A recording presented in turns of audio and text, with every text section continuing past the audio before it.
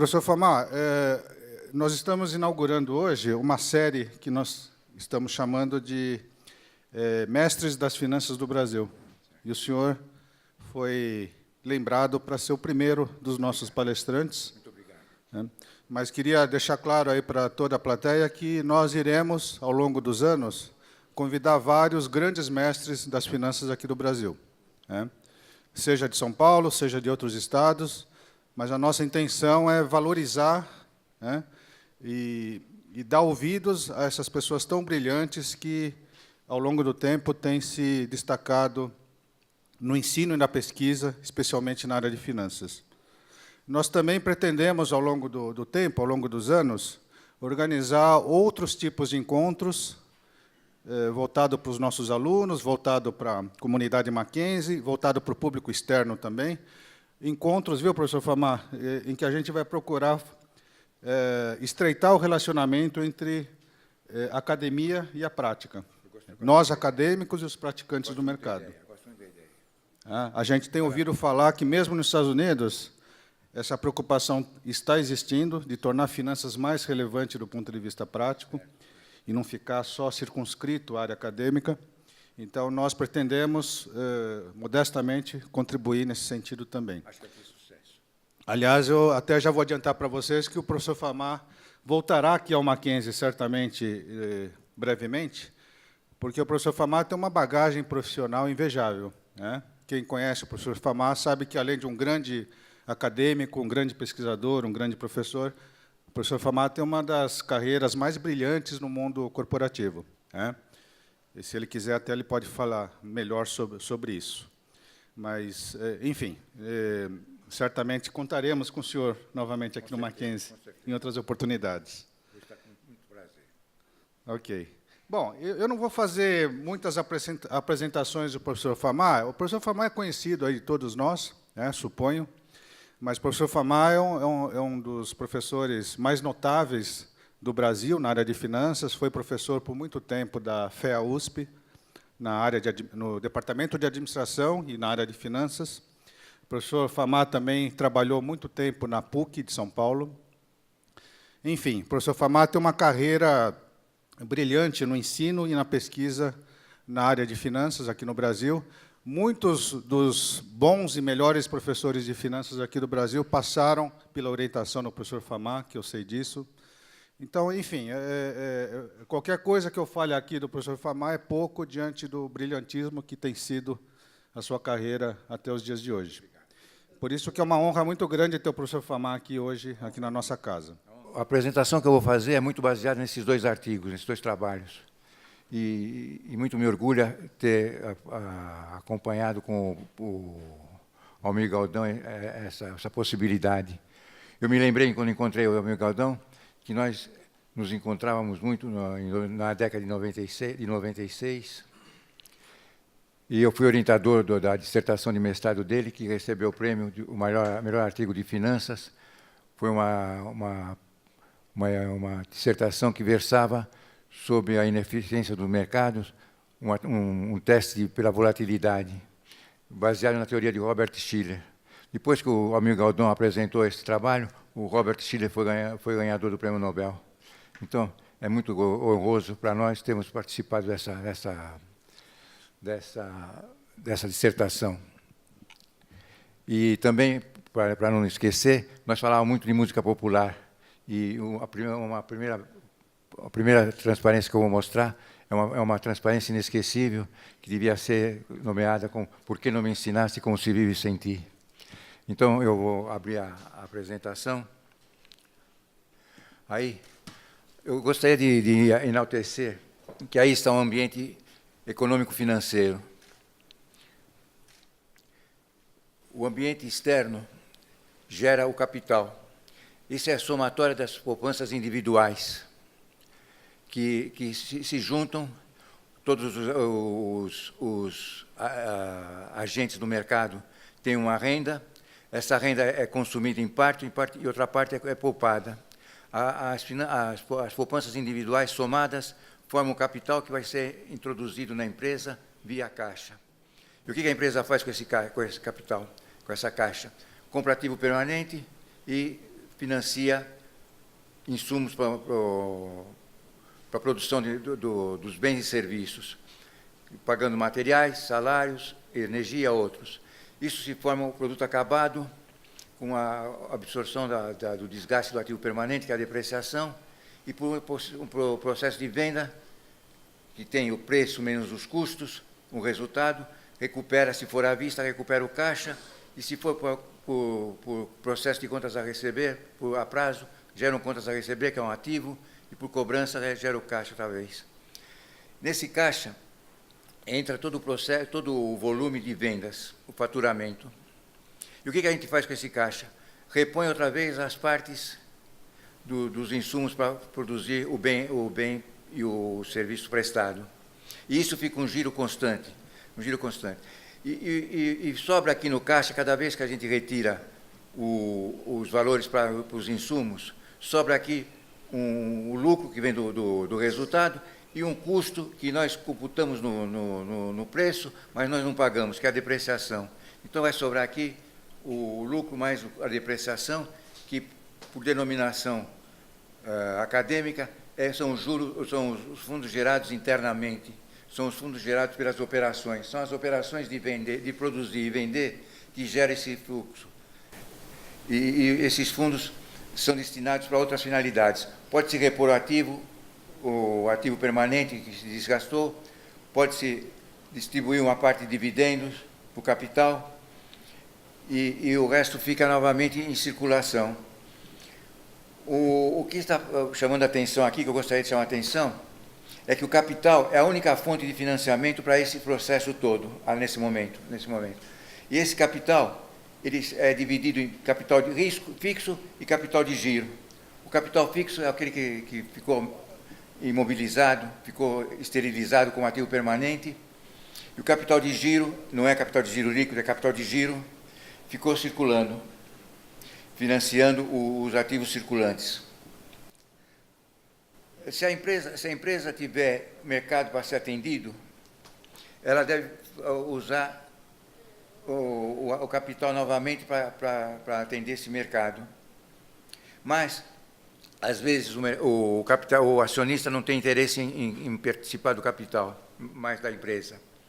Então, a empresa tem que recorrer a fundos externos. Se necessário, vai procurar um empréstimo de longo prazo e vai injetar no caixa e vai novamente comprar ativo permanente para expandir a empresa. Se precisar de capital de giro, de dinheiro, de recursos para financiar o giro, vai pegar recursos de curto prazo e alguns recursos de geração espontânea de caixa. E isso vai compor agora o capital de giro líquido, que é o capital de giro menos o ativo circulante, o passivo circulante. Isso compõe o ambiente empresarial, o ambiente econômico-financeiro, é o ambiente que está inserida a empresa.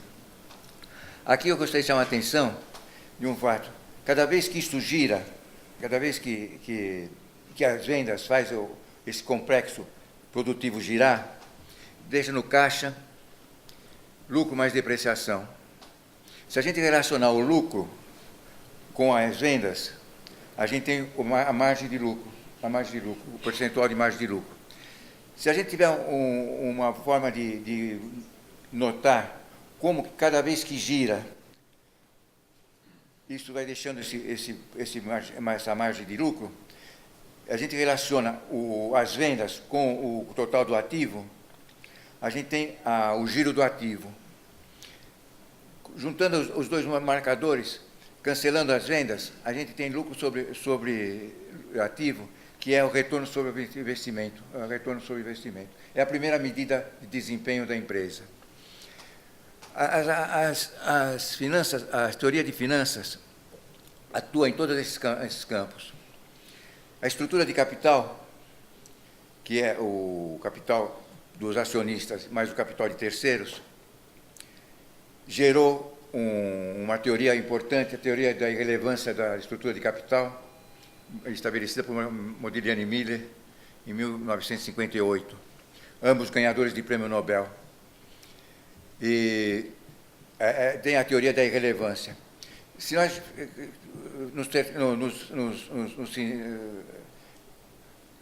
nos ficarmos restritos à Caixa, nós temos uma outra teoria, a teoria da liquidez, da preferência pela liquidez, de James Tobin, de 1958, também ganhador de prêmio Nobel. Se nós ficarmos restritos aos ativos permanentes, à vinculação, à destinação de ativo permanente, investimento, nós ficamos com a teoria de Markowitz, de 1952. Se nós ficarmos com o marcador, a métrica de desempenho, nós ficamos com as teorias de desempenho da empresa, as teorias do Rapaport, do Thomas Copland e outros. Então, todos esses passos que a empresa desenvolve estão todos suportados por teoria financeira. E é que nós vamos discutir hoje mais para frente.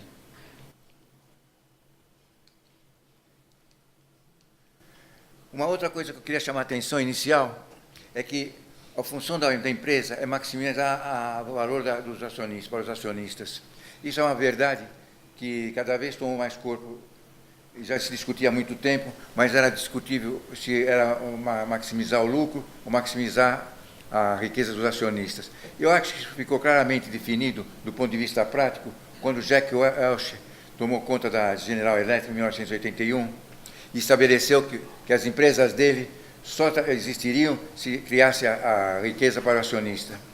Então, é esse o foco que nós estamos dando, maximização da riqueza para o acionista. Tem outras teorias que diz que tem que atender o stakeholder, mas é discutível, porque quando ele atende o stakeholder, não tem uma medida para atender definitivamente alguma coisa. Quando a empresa está atendendo o shareholder, ela está atendendo indiretamente o stakeholder, porque ela está pagando todos os custos para o stakeholder.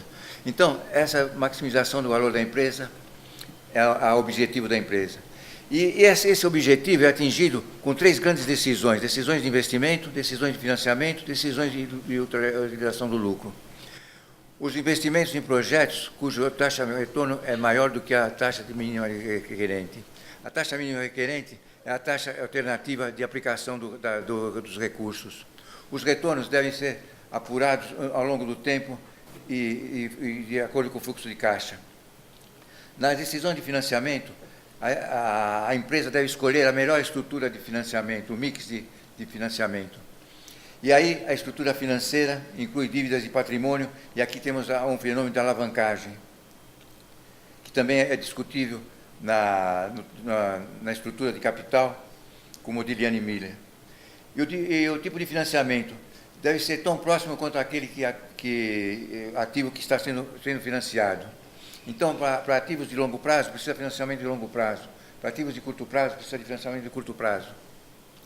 E isso é uma decisão financeira. E a última decisão, a decisão de o que fazer com o lucro. Se não há mais investimentos que ainda esteja obtendo lucro, a taxa decidida, o retorno deve ser de caixa para os acionistas. Quando deve ser feito isso? Quando todo o caixa excedente já não tem mais projetos de retorno conveniente para maximizar o retorno do acionista. E de que forma? Com o caixa, ou o dividendo, ou a recompra de ações, ou as cisões de empresa. Então, essa é a grande ferramenta dos administradores financeiros. É maximizar a riqueza do proprietário e tomando 3 decisões fundamentais: decisão de investimento, decisão de financiamento, decisão de utilizar o lucro. Uma outra forma de ver esse esquema é com uma outra teoria financeira importante de J.C. Macklin, que é a teoria de agência, melhor chamada como teoria da representação. Hoje nós chamamos a teoria de agência em português traduzimos. Há muito tempo traduzimos como teoria de agência, agent theory, mas isso não ficava bem caracterizado, por a palavra agente no Brasil tem um significado diferente. Mas então chama-se a teoria da representação. que existe o gestor, que é o representado ou o agente, e existe o investidor, que é o principal ou o representado, aqui é o representante. O representante toma decisões que vão afetar o investimento, a atividade operacional e a financeira. Isso gera um fluxo de caixa líquido proveniente das operações. Esse fluxo de caixa é obtido ao longo do tempo. Deve ser trazida a valor presente por uma taxa de desconto. Essa taxa de desconto deve ser compatível com o custo de capital.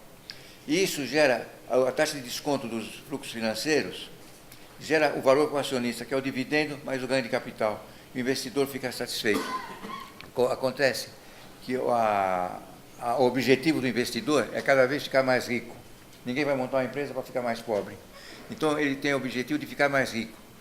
E o objetivo do gestor é também ficar rico, mas primeiro ele tem que garantir o salário dele. O objetivo dele é salário. Então, são objetivos diferentes. Enquanto ele se preocupa com o salário, a função utilidade dele é o salário, é a manutenção do emprego, a função utilidade do investidor é a riqueza. E aí gera um conflito de agência, um conflito de representação, que tem algumas formas de se minimizar, que nós vamos ver adiante. Mas é uma teoria do James Macklin, de 1976. O James Macklin tiveram a virtude de colocar num modelo matemático a expropriação do principal ou do representado pelo agente ou representante. E a gente percebe que o gestor, muitas vezes, expropria o principal, o investidor. Agora eu gostaria de entrar na evolução da função financeira e esses slides que eu vou apresentar agora são que eu falei que eu fiz o trabalho com o amigo Aldão e estou me valendo desse trabalho para apresentar as três abordagens com o arcabouço gerencial conceitual. As finanças das empresas começaram com uma abordagem tradicional, em que se estudava os fatos externos à empresa e a consequência e influência do mercado de títulos. A base eram os chamados incidentes recorrentes da propriedade, fundamentalmente risco, rendimento e controle.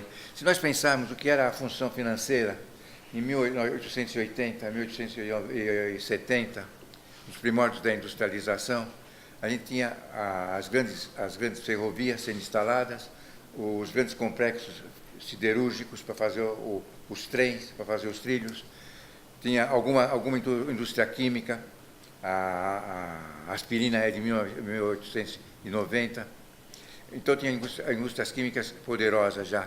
Mas o que era a função financeira? Era captar recursos para financiar essas atividades. O que interessava era implementar os ativos fixos.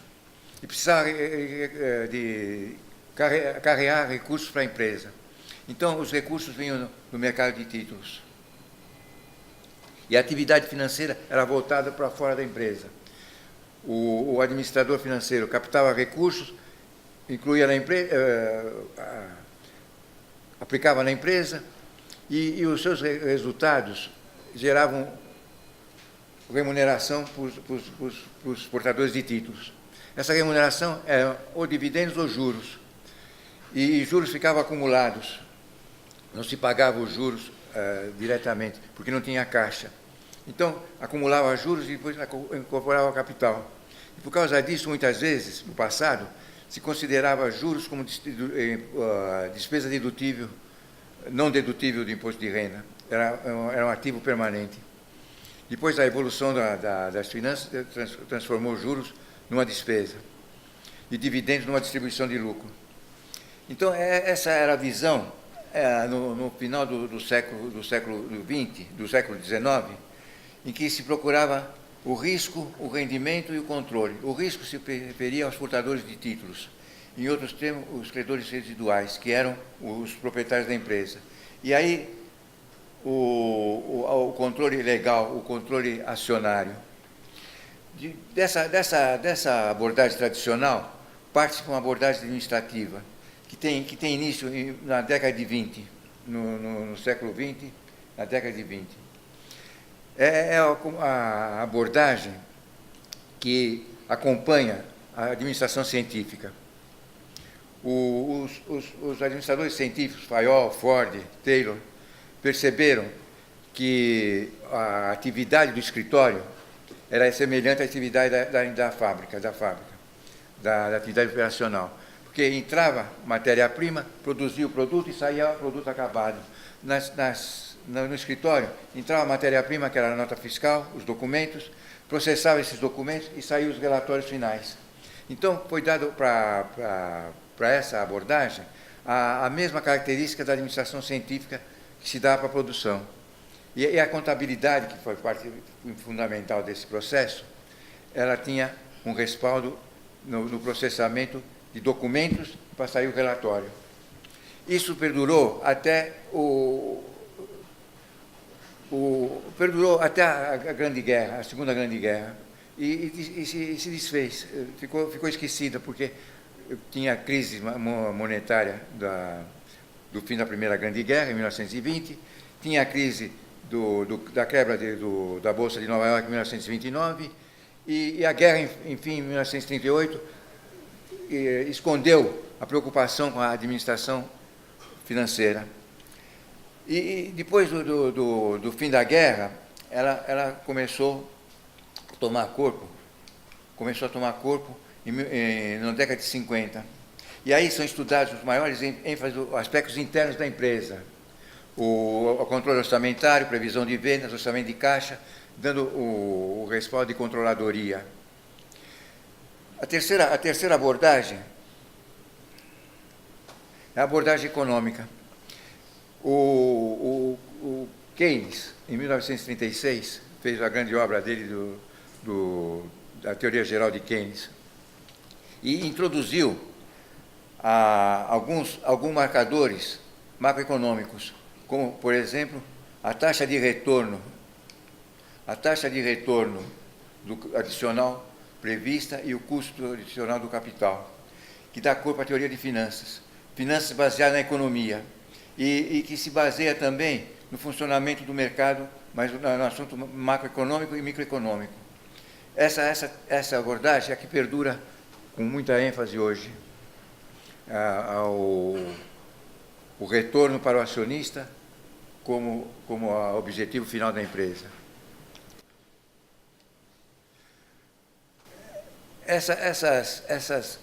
Esse arcabouço teórico passa por fases da teoria da firma, em que os fatores de produção gerando bens e serviços, nós já falamos, a teoria do indivíduo, que maximiza o fluxo de caixa do indivíduo para dar um consumo, poupança e investimento, e a teoria do sistema econômico, que remunera os fatores de produção.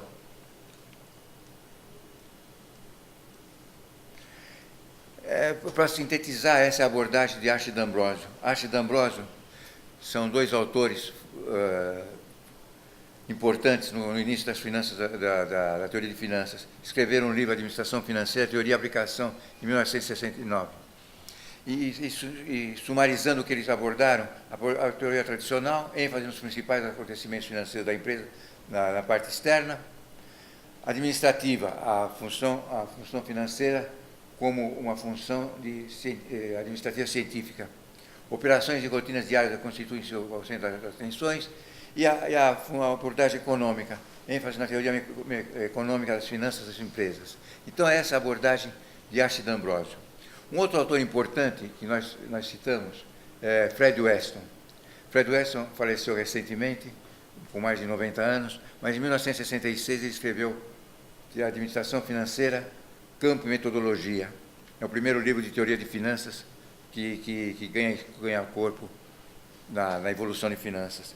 E baseado nesse autor, nós captamos, isso aqui fiz com o amigo Galdão, acho que ele precisou sair, ele tinha compromisso, mas é o resumo, é um aspecto que nós abordamos no artigo que nós fizemos em 1996. Mas nós captamos a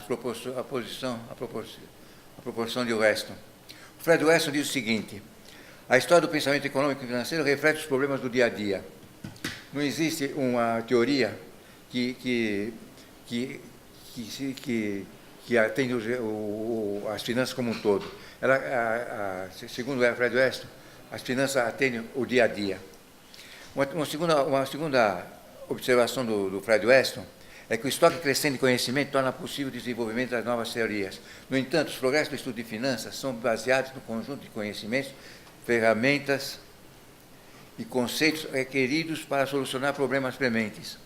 Parece que finanças apresenta a solução e diz, me aponta um problema que eu tenho a solução.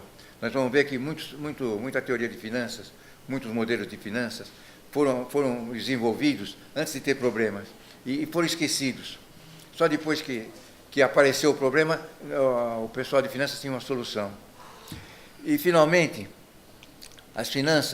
em finanças, as constantes mudanças do ambiente econômico e gerencial têm tomado possível dar pouca atenção a alguns assuntos em determinados momentos e focar a atenção nesses mesmos itens em outros momentos.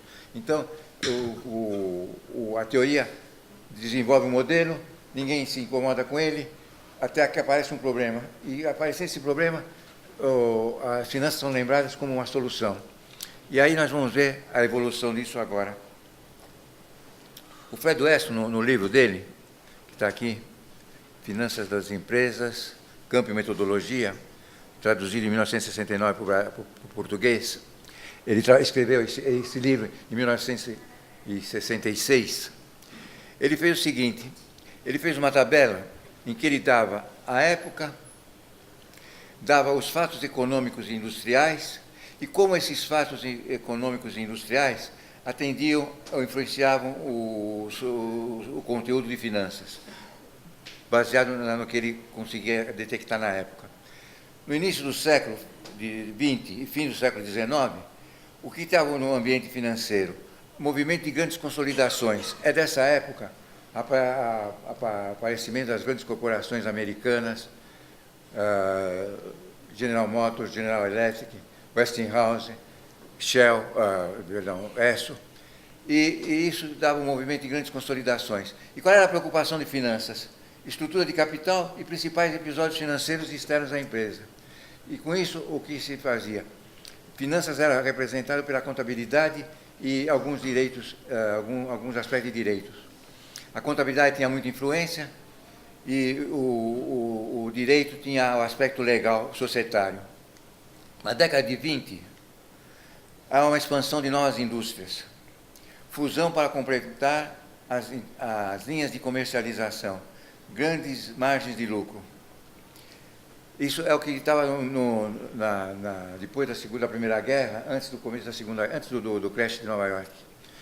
E ele verificou que o que se dava de interesse nas finanças era a estrutura financeira, alguns planejamento e controle e considerações sobre liquidez, porque interessava o fluxo de caixa para expandir. Na década de 30,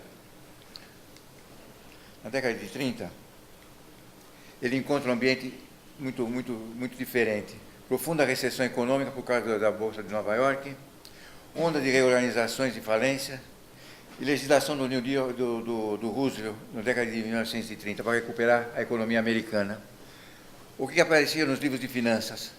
Falhas na estruturação financeira, solvência e liquidez, recuperação financeira no sentido de tornar solvente a empresa, e os controles societários, que era o domínio de quem mandava na empresa, a composição acionária da empresa. Aí vem a guerra, interrompe-se a atividade econômica, todas as empresas têm as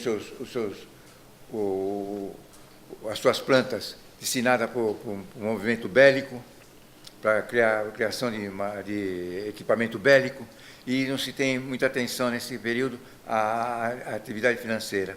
Uma coisa importante, que no fim da guerra também acontece a vinculação de alguns professores de finanças com as universidades, em tempo integral.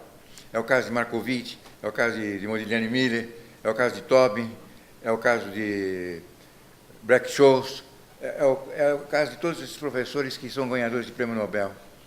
O que acontecia antes desses professores? Finanças era considerada contabilidade e direito.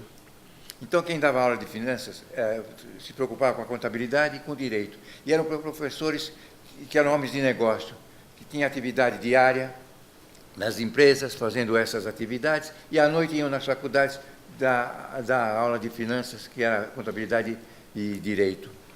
No fim da guerra, em 1945, começou a se vincular professores na carreira universitária nos Estados Unidos. E com isso, finanças começou a desenvolver mais. Então, encontra-se no início da década de 50, rápida expansão, porque toda a planta, toda a estrutura industrial, agora que estava livre dos materiais bélicos, estava à disposição para produzir bens de consumo duráveis e bens de consumo não duráveis. E estava à disposição para ser ocupado.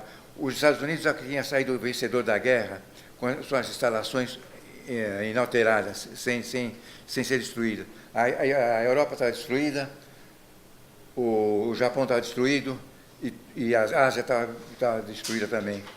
Então, os Estados Unidos tiveram uma rápida expansão dos negócios. Estabelecimento de política monetária. Em 1942, os possíveis ganhadores da guerra se reuniram em Bretton Woods e estabeleceram o padrão universal do dólar. Um dólar valia 33 onças de ouro. E ficou valendo o câmbio fixo. E a política monetária era o câmbio fixo. Isso aí vai perdurar até 1970. 1970 nós vamos falar daqui a pouco. E existia um temor de uma grande recessão pós-guerra, que não se realizou. Esse era o ambiente econômico e industrial que existia no início da década de 50. O que o Fred Weston encontrou nos livros de finanças? ênfase no problema fluxo de caixa versus rentabilidade. Se perdeu a noção de que só dava lucro. Tinha que ter fluxo de caixa. O fluxo de caixa era importante, porque o fluxo de caixa, segundo o Copland, Thomas Copland, no livro de Evaluation, o terceiro capítulo diz que o fluxo de caixa, o caixa é o rei. O caixa é que deve ser controlado, é que deve ser criado para maximizar a riqueza do acionista. Então, se definiu uma ênfase no problema fluxo de caixa versus rentabilidade. Rentabilidade é importante, mas fluxo de caixa é o que salva a empresa. Redução da ênfase na análise de balanços, que era o que perdurava nas décadas anteriores. Estrutura financeira, estrutura de capital, episódios financeiros, problema de liquidez. Então, era a ênfase no balanço. E a demonstração de fluxo de resultados passou a ser mais importante do que a ênfase no balanço. Uso de processos administrativos financeiros internos, classificação por idade de valores, a receber, previsão de orçamento de caixa, e aí a administração financeira passou a ter a qualidade da administração científica. E a ênfase era, como já dissemos, a ênfase era para o aspecto de controle interno da empresa. O Fred Weston continua a sua apresentação até o fim da década de 50, começo da década de 60, porque ele escreveu o livro em 66, ele só tinha visão até o início da década de 60. E aí ele encontrou o quê? Um ambiente com melhores oportunidades de lucro, aumento no ritmo de progresso tecnológico, novas indústrias, prêmio do mercado de títulos para o crescimento, computação de dados em larga escala, começou a computar o computador, ainda rudimentar, mas podia computar com dados em larga escala, e a importância crescente do comércio internacional e dos problemas de balanço de pagamento.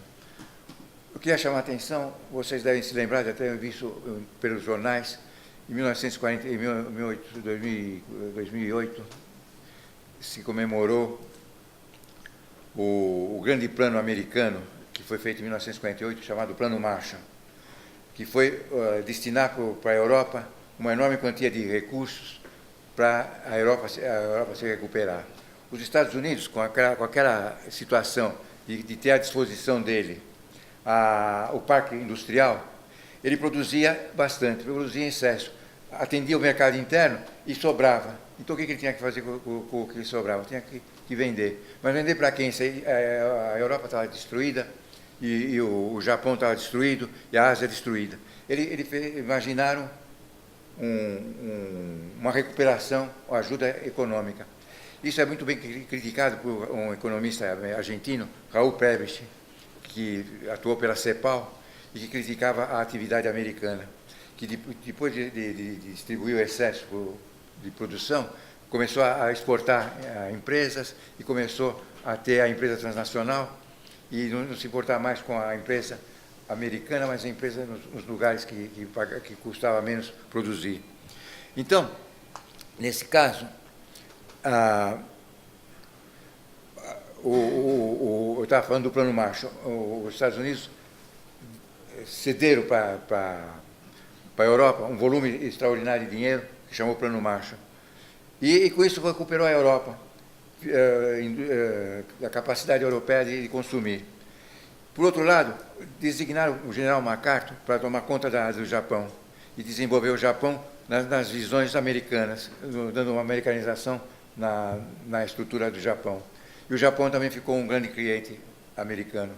E a Ásia, em alguns países, também tinha capacidade de comprar os Estados Unidos. Não é bondade deles, é que eles tinham que colocar o excesso de produção. Então, isso gerou a importância crescente no comércio internacional e dos problemas de balanço de pagamento. O que finanças apresentavam nesse período? Finanças apresentavam análise das oportunidades com o uso do orçamento de capital, análise do custo de capital para determinar os obstáculos de investimento, planejamento e controle para aumento do lucro sem aumentar as vendas, então maximizar a função produção, minimizando a função custos e criando um ambiente mais favorável para obter lucro sem necessariamente criar aumento de vendas. Uso do processamento de dados e técnicas de simulação em massa com a computação disponível. As empresas contavam agora com a possibilidade de simular resultados. O que acontece se nós reduzirmos a capacidade de produção, o que acontece se nós aumentarmos os custos, o que acontece se nós mudarmos a composição dos produtos, enfim, tomar a decisão por simulação, graças à influência do processamento de dados. ênfase nas principais instituições financeiras e flutuação do nível de preço, decorrente dessa nova atividade empresarial, que era a atividade com os parceiros econômicos. E internacionalização das finanças da atividade empresarial. Então, finanças passou a ser uma visão internacional. Tinha que perceber o lucro que dava nas exportações, e com isso se tornou uma atividade internacional. O Fred Weston terminou o esquema dele no início da década de 60, como eu falei. O Almir Galdão e eu tivemos a petulância de atualizar o esquema do Fred Weston. Começamos com a década de 70. O que nós encontramos na década de 70? O cumprimento do acordo de Bretton Woods. O acordo de Bretton Woods tinha criado a figura do dólar constante, do câmbio fixo, o dólar constante. E com o dólar constante, os Estados Unidos era o Banco Central do mundo. Ele tinha inflação, mas repassava no dólar. E isso prejudicava os países do exterior. Até que em 1969, começo de 70, o general de Gaulle, que era presidente da França, motivado pela postura do Giscard d'Estaing, que é o ministro da Economia, perceberam que a inflação americana era exportada para a França, porque a balança comercial entre Estados Unidos e França era sempre favorável à França. E os Estados Unidos pagavam em dólar. E com isso transferia a inflação do dólar para a França. E expropriava a atividade, a economia francesa. O Giscard d'Estaing, que era um economista famoso, instigou o de Gaulle. O de Gaulle era muito corajoso, era o herói de guerra. Disse para o Nixon, que era presidente dos Estados Unidos: eu não quero mais o dólar, eu quero ouro. Eu quero que vocês me paguem ouro. E o Nixon resistiu, resistiu bastante, mas até enfim ele precisou recorrer a pagamento em ouro. E com isso tornou o câmbio flexível. E rompeu o Tratado de Bretton Woods. E depois desse Tratado de Bretton Woods rompido, não teve mais uma moeda internacional. O Lord Keynes, em 1936, tinha proposto a criação do DES, Direito Especial de Saque, que seria uma moeda internacional. E que tentaram implementar, mas não teve sucesso. Depois teve o evento do petróleo crescendo, aumentando de preço sistematicamente e gerando os petrodólares. E também não teve sucesso. E até hoje não tem uma moeda internacional. Tem o euro fazendo frente ao dólar, tem a libra esterlina fazendo frente ao euro, e isso está o ambiente financeiro internacional conturbado e sujeito a todas essas oscilações, essas volatilidades, esse nervosismo que a gente tem presenciado várias vezes, nos afetando também. Agora mesmo tem ocorrido o aumento da taxa de juros nos Estados Unidos. Passou de 0,75% a uma faixa de 0,75% a 1%.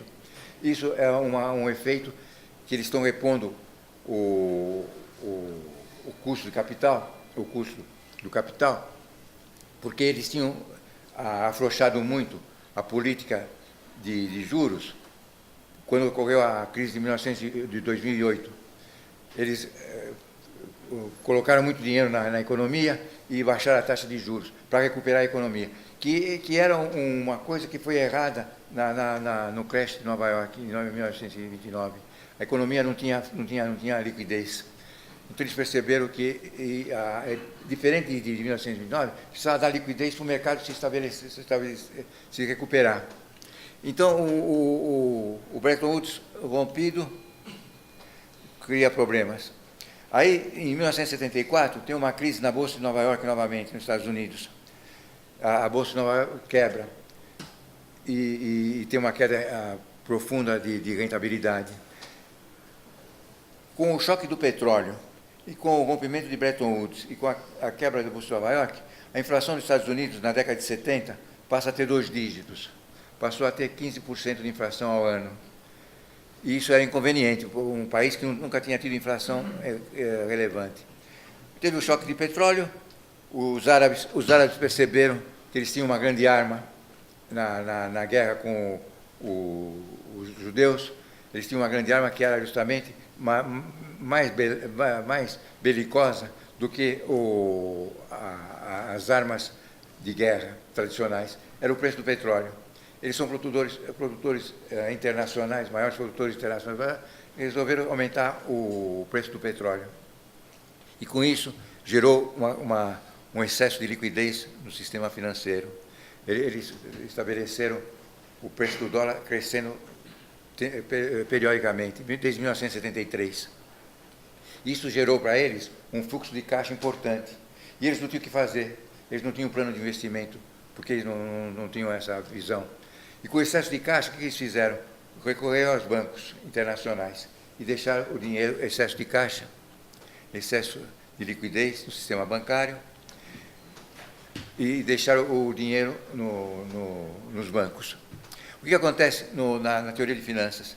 Markowitz aparece com interesse importante. Eu queria chamar a atenção que o trabalho de R. Markowitz, o Portfolio Selection, é um trabalho que ele desenvolveu em 1952. O Markowitz tinha 25 anos e era orientado na sua dissertação de mestrado e doutorado pelo professor Milton Friedman. E ele estava na sala de espera do professor Milton Friedman quando chegou um corretor da Bolsa de Nova York. E fez conversa com ele, começou a conversar com o Markowitz e perguntou: o que você faz aqui? O Markowitz explicou: eu faço otimização de funções. Eu otimizo a função produção e minimizo a função custos. E estou fazendo um trabalho nesse sentido de maximizar o que é bom e minimizar o que é ruim. E estou esperando o professor Milton Friedman para me orientar. E o corretor da Bolsa de Nova York falou: por que você não faz um trabalho na Bolsa de Nova York? Você pode maximizar o que é bom, que é o retorno, mas ele não falou em retorno, que é o preço do ativo, e minimizar as perdas do ativo. E deu essa ideia para o Marcovitch. O Marcovitch aceitou. E ele fez o artigo Portfolio Selection, em que ele dizia que não devia só diversificar.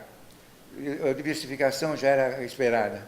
Em 1974, todos diversificavam, mas diversificavam sem levar em conta a correlação com os ativos. Diversificavam tudo igual. Caía um, caía todos. E o Marcovitch disse, o segredo é ter uma diversificação ótima, em que ele devia considerar a covariância dessa diversificação. Isso em 52. E só foram se lembrar de Marcovitch em 74, quando perceberam que tinham quebrado todas as aplicações. Aí alguém se lembrou, tem um professor maluco que fez um artigo que deve diversificar, levando em conta a correlação. O que ele dizia? Pegava dois ativos, ele estava em 52, o computador era muito rudimentar. Pegava dois ativos e calculava o retorno da carteira com dois ativos, o ativo A e o ativo B, e a correlação entre esses dois ativos. E fazia isso para cada ativo que ele punha na carteira. Ele tinha dois ativos, depois punha mais um, tinha que calcular o ativo A com o ativo B e com o ativo C. O ativo B com o ativo C. Depois punha o ativo D, tinha que calcular o ativo A com o ativo B, com o ativo C e ativo D. Isso ficava enorme, porque quando chegava o Z, ficava uma computação enorme. Que ele precisava fazer à mão. E daí ele fez esse trabalho com dois ativos e criou o modelo de Marcovitch de carteira perfeita, de seleção de carteira. Até que apareceu o Sharpe, que foi aluno do Marcovitch, e disse o seguinte, bom, já que eu tenho que fazer 2 a 2, quando eu ponho o ativo Z, eu tenho todo o mercado até o ativo Z. Então eu tenho o retorno da carteira de mercado, porque eu tenho todos os ativos numa cúpula, que é a famosa asa do morcego, ou guarda-chuva, que vocês encontram nos livros de finanças, que tem as ondas. Isso aí porque os livros de finanças não explicam isso, mas é o seguinte, ele tinha a visão espacial, ele via as 3 coordenadas do espaço, e ele colocava a carteira como um sólido em rotação, um cone em rotação, e fazia a verificação da carteira. Quando os livros apresentam isso, ele tem que seccionar o sólido em rotação para mostrar o que está lá dentro. E mostra a figura do corte transversal. E isso não pode ser colocado no papel. E a forma de apresentar isso é a asa do morcego. E que é um corte de um sólido de rotação, um cone em rotação, uma bola de futebol americana em rotação. E isso ele cortava e mostrava os ativos lá dentro. Então, voltando ao Sharpe, ele disse, bom, eu tenho dentro desse sólido em rotação, eu tenho todos os ativos que eu comparei 2 a 2. O retorno com a variação e a correlação entre os dois ativos. Então, eu posso dizer o seguinte, eu tenho uma carteira de mercado. Quando eu colocar um outro ativo nesse sólido, eu não preciso fazer 2 a 2 com todos os ativos, eu posso fazer a correlação com a carteira de mercado. E estabelecer o retorno do mercado. E fazia a comparação e verificava a relação que existia do ativo em causa com o mercado. E criou o coeficiente beta, que era a inclinação da reta da linha de mercado de títulos com o mercado. Ele fez o seguinte, ele se baseou na teoria de Tobin, que dizia que os acionistas, que os investidores têm preferência por liquidez. Então, toda a carteira de investimento teria sempre uma parcela que seria investida na liquidez. Teria preferência pela liquidez que o investidor tinha. E outra parte era investir em títulos. Ele fez o seguinte, ele partiu do retorno de investimento sem risco. É a taxa de retorno mais baixa. E daí ele traçou uma reta que tangenciava a linha a fronteira deficiente do Markowitz no Sólido em Revolução. E isso deu a inclinação do ativo determinado. E essa inclinação é o coeficiente beta, que ele chamou de único componente de risco, que era o risco que tinha de perder nesse título. E que relacionou o título com o retorno de mercado. E simplificou o modelo do Markowitz, que era 2 a 2, ativo por ativo. Então, ele computou um conjunto de ativos, e lá ele conduziu mais outro ativo, e só relacionou esse ativo com o retorno do mercado. E isso ele fez uma simplificação do modelo de Markowitz e introduziu o conceito de risco sistêmico e risco não sistêmico. E o risco sistêmico é um risco que todos os ativos têm, que só alguns ativos têm, o risco do mercado. O risco não sistêmico é o risco do ativo diversificável. Então, ele não precisava se preocupar com esse ativo, porque isso não criava risco sistêmico. Ele dizia que o mercado eliminava esse risco. A gente diversifica a aplicação, dizendo, eu não aplico em Petrobras. Está definido, o risco da Petrobras eu não quero. Eu não aplico em atividades do setor energético, energia elétrica. Está definido, eu diversifiquei. Eu saio do setor. Então, isso aí não me interessa. Me interessa o risco que o sistema econômico corre, que é o risco sistêmico, que é o efeito de greve, o efeito de guerra, o efeito de restrição do mercado, o efeito de uma quebra sistemática de um banco, um efeito de pouca liquidez no mercado. Então, ele introduziu o conceito, o modelo dele, que é o modelo de CAPM, Capital Asset Price Model, que é o modelo de precificação do ativo de capital, e dos conceitos de risco sistêmico e risco não sistêmico. E aí também, em 1970, aparece uma teoria importante, que é do meu primo, Eugene Fama, que estabeleceu, ganhou o prêmio Nobel depois que ele se lembrou que era meu primo. Ele estabeleceu, baseado em discussões do Samuelson, Fama e Roberts, da década de 60, o mercado eficiente, que o mercado estabelece o preço dos ativos. No preço do ativo está composto, está reproduzido todas as informações que a gente tem sobre aquele ativo. E o mercado é eficiente, ninguém ganha do mercado, porque ninguém tem condição de ter uma informação mais favorável que o mercado. Aí ele se lembrou que existiam 3 formas de mercado eficiente: o alocacionalmente eficiente, o operacionalmente eficiente e o informacionalmente eficiente. O alocacionalmente eficiente é a base da economia. Todo poupador quer investir todo o seu dinheiro da forma mais eficiente possível. E tem para isso o produtor que quer captar o dinheiro da forma mais eficiente possível. O operacionalmente eficiente diz que essa transação, essa saída do recurso do poupador para o produtor é livre de custo, não tem interferência nenhuma. Se tiver custo, é um custo muito desprezível. E na prática a gente sabe que não é verdade, porque o custo financeiro no Brasil está a 10% ao mês, ao ano. E o Fama estabeleceu as 3 categorias de mercado informacionalmente eficiente: o mercado de eficiência fraca, mercado de eficiência semiforte e mercado de eficiência forte. Depois, em 1992, ele escreveu um outro artigo e ele mudou a expressão. Uma eficiência fraca é a análise de retorno, eficiência forte, a semiforte, é a análise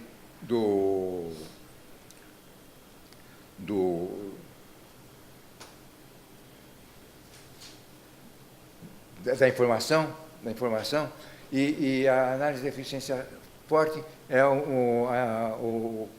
informação que está de forma restrita, que só é inside information. Então, no mercado de eficiência fraca, os preços refletem toda a informação do passado. Não existe melhor informação do que o preço de um ativo refletindo o passado. Ninguém ganha desse ativo se basear em informações do passado, porque no ativo já está a informação do passado. Ele já está refletindo a informação do passado, até hoje. Está tudo registrado no preço, o mercado já registrou. A eficiência semiforte, no ativo, está refletido as novas informações. Então, os demonstrativos que são colocados no mercado, as reuniões que são feitas nas associações de classe, que o diretor financeiro vai expor o seu programa de investimento, o seu programa de recursos para o ano vindouro, a longo prazo. Então, essas informações são novas e o preço tem que refletir essas informações novas. Isso é a eficiência semiforte. E a eficiência forte é a eficiência que só o pessoal é restrito ao inside information. Mas essa também já está colocada no preço, porque alguns acompanhantes dessas ações, desses títulos, estão acompanhando e sabem que a tendência vai aumentar. E quando ele coloca isso no mercado, o mercado recupera e volta a ser eficiência semiforte. Esse é o arcabouço da teoria de eficiência de mercado, que deu base a todas as finanças modernas, que começaram em 1952, com Markowitz, outros dizem que começaram em 58 com Modigliani e Miller. Mas as finanças modernas passaram a ter uma visão de comportamento racional. A racionalidade era ilimitada. O racional é o seguinte: dado dois ativos com o mesmo retorno e risco diferente, eu prefiro aquele que tem menor risco. E dado dois ativos com o mesmo risco e retornos diferentes, eu prefiro aquele que tem maior retorno. Essa é a racionalidade que está embutida em toda a teoria de finanças até 1992, por aí. Em 1974, o Eugene Fama, com um autor chamado Macbeth, fizeram um teste para ver se o mercado era eficiente. Calcularam, para fazer um teste de mercado eficiente, existe a necessidade da hipótese conjunta. Tem que ter um mercado eficiente e um modelo de precificação de ativo adequado. Eles pegaram o CAPM como o precificador de mercado bom e fizeram assim, retroagiram 40 anos no tempo e verificaram, com a aplicação do modelo de Sharpe, do CAPM, como é que se comportavam os preços durante os 40 anos.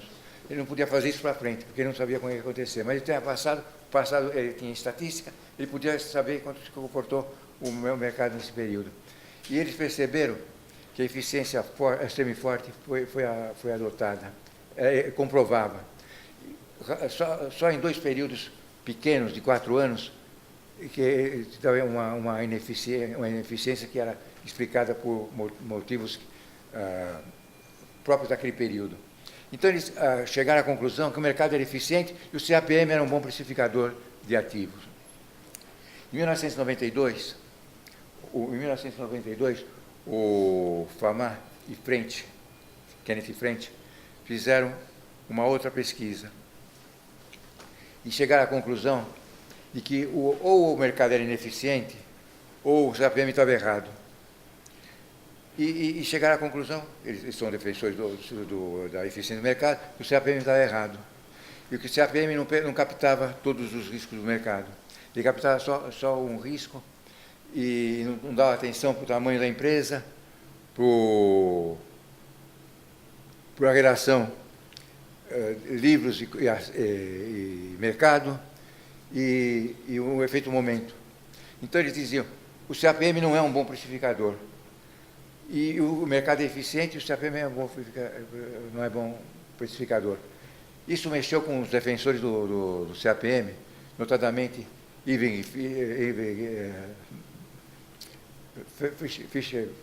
Breck Fischer, o Breck, que disse que o FAMA garimpava dados. Ele escreveu um artigo que o beta não está morto, que o FAMA pegava os dados que ele queria pegar, e ele era honestamente desonesto academicamente, e que não tinha razão o que ele estava falando. A polêmica acabou porque o Breck morreu, em 93, e acabou a polêmica, e o FAMA disse, Deus sabe que o mercado é eficiente. E o Robert Hogan falou o seguinte, o Papa disse que Deus está morto. O Papa é o CAPM e Deus está morto, é o mercado eficiente. Então, o Papa disse que Deus está morto, o CAPM está morto, o Sharpe era o Deus e o FAMA era o Papa, e disse que Deus estava morto. E aí gerou uma polêmica extraordinária que não resolveu até agora. Até agora não ficou resolvida. A polêmica de que se tem outro precificador, outro componente de risco. Depois apareceu um modelo com quatro variáveis de risco, que estabelecia outras variáveis como precificadora do risco. Um autor chamado Carnat introduziu a quarta variável, o quarto fator de risco, para estabelecer um modelo. E outros tentaram fazer com cinco fatores. Mas o que eu queria chamar a atenção é que o Finanças hoje está sujeita a só essa discussão. Finanças não tem mais aquela atividade criadora de eu tenho um problema, eu tenho uma solução, invento um problema. Não existe mais hoje no campo de finanças um conjunto de teorias, de um estoque de teorias para serem testadas. Então, nós encontramos isso na década de 70, o interesse pelo Markowitz, o CAPM, a teoria de eficiência do mercado, testes empíricos para provar os modelos eram feitos como uma solução. Eu quero um problema, criar um problema. Tinha um problema aqui. A bolsa quebrou e ninguém diversificava, levando em conta a correlação. E esses modelos tinham que ser testados. Testes empíricos no modelo proposto e desenvolvimento por Black-Scholes da fórmula para calcular o valor da opção. Essa é outra coisa que aconteceu em 1972. Black-Scholes desenvolveram um modelo para criar a precificação de opções. Opções eram um ativo, um derivativo, um ativo financeiro, que começou a aparecer na década de 70, com o pessoal das universidades de Chicago, e desenvolvendo modelos para ficar rico, e criar os derivativos. E o Black-Scholes precisava de uma fórmula para calcular o preço. O Black-Scholes fez a fórmula. Mas em 72 ninguém deu bola para essa fórmula, porque ninguém sabia o que ia acontecer. Aí chegou a década de 80, e aqui é interessante, aqui fica interessante a coisa. A moratória dos países em desenvolvimento acontecia no ambiente econômico industrial, gerando uma crise bancária. Com o Bretton Woods e com o aumento do preço do petróleo, o mercado ficou com um excesso de liquidez. Quando o mercado tem excesso de liquidez, os árabes colocaram nos bancos internacionais, Citibank principalmente, que era banco internacional, Deutsche Bank, e colocou o dinheiro lá. O banqueiro, quando vê aquela soma de dinheiro, o que ele faz? Ele tem que passar para frente. E ele passou para frente, ele falou, vou ficar com o seu dinheiro, mas vou dar para o Brasil, vou dar para a Argentina, vou dar para o México. E chegou aqui, bateu na porta, você precisa de dinheiro? Eu tenho dinheiro barato. Então eu tenho. E fizeram a Transamazônica, o México fez uma cidade, a Argentina evoluiu também com dinheiro para desenvolver o mercado financeiro e ficou com dívida. Os países de desenvolvimento, que eram chamados subdesenvolvidos, agora são em desenvolvimento, ficaram com excesso de dinheiro e aplicaram em coisas que não tinha retorno. Os árabes, que não tinham programa de investimento em 1973, do período que ocorreu até 80, começaram a fazer programas de investimento. Dubai está aí, e outros lugares, outras atividades estão aí para mostrar que os árabes aplicaram. E eles tinham a ideia, o planejamento deles, que em 1980 o dólar custaria o petróleo custaria $50 o barril. Mas os consumidores de petróleo, Japão, Estados Unidos e outros muitos consumidores de petróleo, desenvolveram outras formas de energia. E não consumiram tanto petróleo como esperava.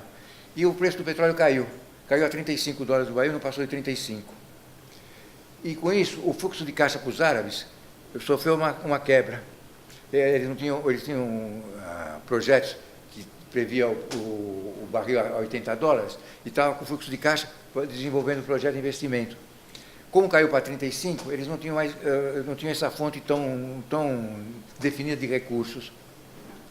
E eles falaram, pô, mas agora nós vamos continuar o nosso investimento, não tem problema, vamos no banco, vamos pegar o dinheiro do banco. Eles chegaram no banco e disseram, eu quero meu dinheiro. O dono do banco falou, o Johnny Reed, do Citibank, eu preciso ir para o Brasil falar com o Delfim Neto, porque eu emprestei para ele.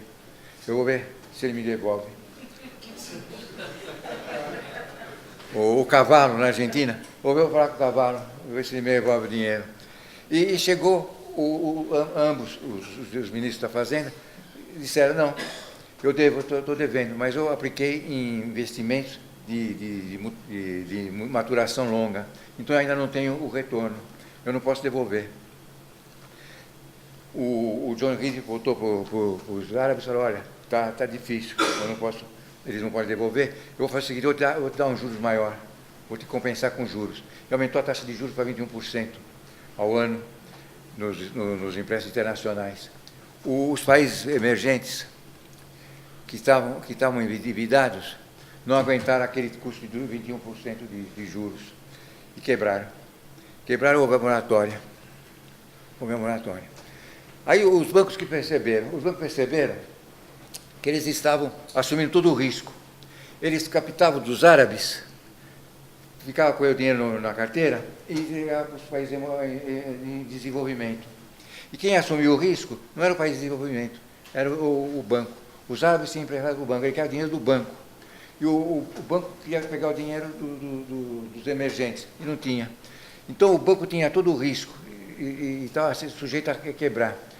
Houve sucessivos aumentos de capital nesses bancos internacionais por causa dessa quebra dos países emergentes. Eles percebendo isso, eles falaram, nós precisamos acabar com o nosso risco, não vamos ter mais risco. Vamos fazer o seguinte, nós não vamos emprestar dinheiro. Nós vamos aproximar quem tem dinheiro de quem não tem dinheiro, mas fora do sistema bancário. Nós só aproximamos, fazemos um serviço, prestamos serviço. Criamos uma forma de apresentar A para B e cobramos uma taxa pela sua apresentação. Isso se constituiu no que se chamou teoria de hedge e desregulamentou o mercado financeiro.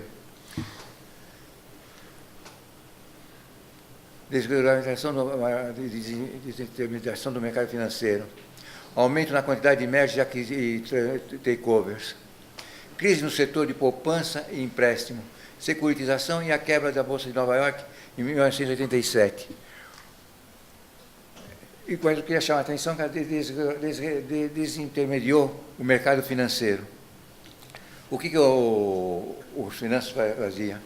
Preocupação com a valorização dos novos ativos financeiros criados, os derivativos, grande aumento de interesse na formulação da valorização da corrupção por Black-Scholes, ficou 10 anos sem ninguém se preocupar com Black-Scholes, agora aqui precisava se preocupar porque tinha a necessidade de precificar os derivativos, desenvolvimento de modelos automáticos para compra e venda de títulos. esta queda da Bolsa de Valores, segundo os comentários, em 1987, foi devida ao programa que os computadores tinham de chegar no nível de preço, eles passariam a vender. E todos tomaram a mesma decisão. E quebraram a Bolsa em 1987. Desenvolvimento de estratégias complexas de investimento envolvendo derivativos. Até então, ninguém falava em derivativo. Derivativo passou a ser uma atividade que só apareceu por causa dessa desregulamentação do Banco Central e da desintermediação financeira. Aí nós chegamos na década de 90. Encontramos um grande movimento de globalização da economia. Os países formando blocos. O bloco soviético, o bloco americano, os nossos blocos subdesenvolvidos. E aí chega ao absurdo do BRICS, que não é nada, é um bloco que não é nada. É uma sigla inventada por um teórico, um jornalista. O BRICS, e não é nada, não é nada. Tem um banco que não sei se funciona ainda, mas não surtiu nenhum efeito. Mas, enfim, aí é a globalização da economia. Intensificação do volume de transações financeiras. Perda da influência dos órgãos reguladores como os bancos centrais. Os bancos centrais passaram a ser desprezados. Aumento do risco não refletido em balanço, porque os derivativos não eram contabilizados. Os derivativos não eram contabilizados, não tinha forma de contabilizar derivativo, então o pessoal ficava bem sossegado, não mostrar no balanço o risco, e aí quebravam os bancos, o Barings foi um que quebrou. E grande movimento de reestruturação e de corte nos custos das empresas. Aparece aí, nesse período, alguns sistemas de custos que já tinham sido esquecidos. O sistema de custo ABC, por atividade, com base na atividade. É um sistema que foi criado na General Electric em 1964, para controlar os custos indiretos de produção.